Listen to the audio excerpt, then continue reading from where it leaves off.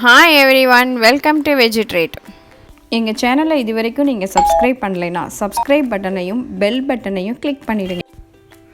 இன்றைக்கி நம்ம restaurant style பன்னீர் butter masala வீட்டிலையே எப்படி ஈஸியாக வீட்டில் இருக்கிற இன்க்ரீடியன்ட்ஸில் பண்ணலாம் அப்படின்னு தான் பார்க்க போகிறோம். இதுக்கு தேவையான பொருட்கள் எல்லாமே மெஷர்மெண்ட்டோட டிஸ்கிரிப்ஷனில் கொடுத்துருக்கேன், ரெஃபர் பண்ணிக்கோங்க.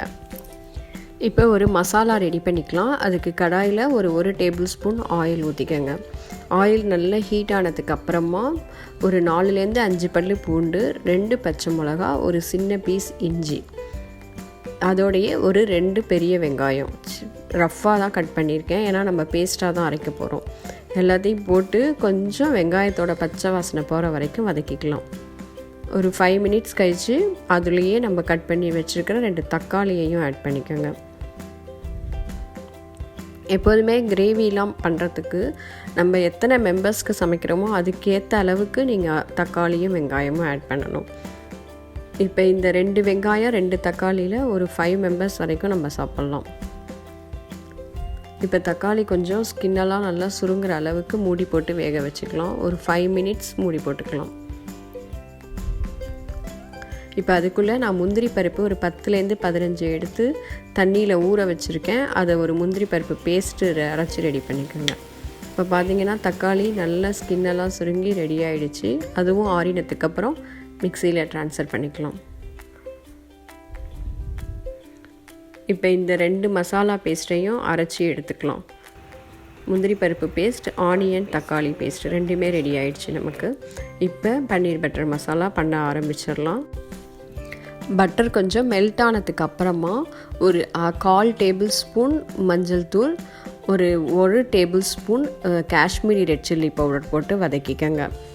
நான் அது ரெண்டும் போடுற வீடியோ எனக்கு டெலீட் ஆகிடுச்சு, அதனால் இதில் ஆட் பண்ண முடியல. இப்போ இது ரெண்டும் போட்டதுக்கப்புறம் கலர் சூப்பராக இருக்குது பாருங்கள். இப்போ இதிலேயே நம்ம அரைச்சி எடுத்து வச்சுருக்கிற தக்காளி வெங்காயம் பேஸ்ட்டையும் ஆட் பண்ணிடலாம்.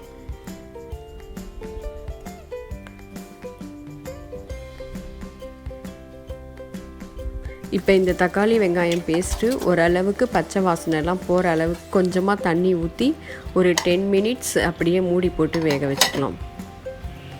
ஒரு 10 மினிட்ஸ் கழித்து ஒரு 1/2 டேபிள் ஸ்பூன் தனியாத்தூள், 1/2 டேபிள் ஸ்பூன் ஜீரகத்தூள் ஆட் பண்ணிக்கோங்க. இதோட பச்சை வாசனை போகிறதுக்கு ஒரு 5 மினிட்ஸ் மூடி போட்டுக்கலாம். இப்போ பார்த்திங்கன்னா சூப்பராக நம்ம கிரேவி ரெடி ஆகிடுச்சு. இப்போ இதுக்கு தேவையான அளவுக்கு சால்ட் ஆட் பண்ணிக்கோங்க. இப்போ இதோடையே நம்ம அரைச்சி எடுத்து வச்சுருக்கிற முந்திரி பருப்பு பேஸ்ட்டையும் இதில் ஆட் பண்ணிடலாம். இப்போ முந்திரி பருப்பு பேஸ்ட்டை ஆட் பண்ணதுக்கப்புறமா கிரேவியோட கலரே அப்படியே சேஞ்ச் ஆகிடும். இந்த முந்திரி பருப்பு பேஸ்ட்டு தான் அந்த கிரேவிக்கு ஒரு ரிச்னஸ் கொடுக்கும்.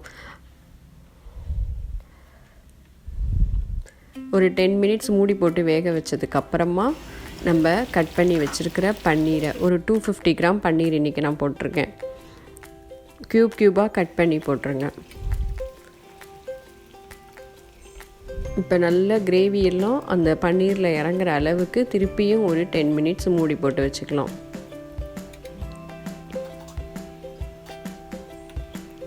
இப்போ லாஸ்ட்டாக கரம் மசாலாவும் ஆட் பண்ணிவிடுங்க.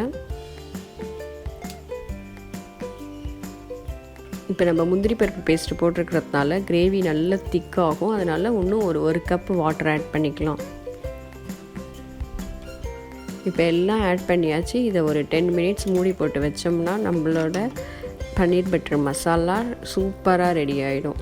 இப்போ இதை நம்ம சர்விங் பவுலுக்கு மாற்றிக்கலாம்.